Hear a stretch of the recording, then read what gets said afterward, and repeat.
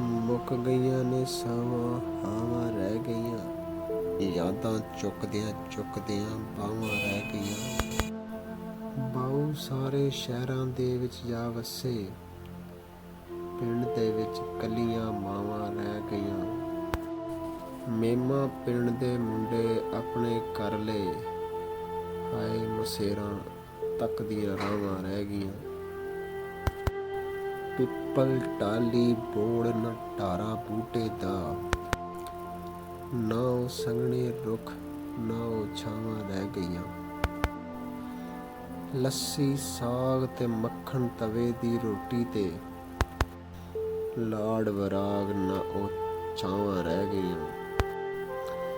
ਜਾਂਦੀ ਵਾਰ ਪੁੱਤਰ ਮਿਲ ਕੇ ਨਾ ਟੁਰਿਆ, ਬਾਪੂ ਦੀਆਂ ਬਾਹਾਂ ਵਿੱਚ ਦੁਆਵਾਂ ਰਹਿ ਗਈਆਂ।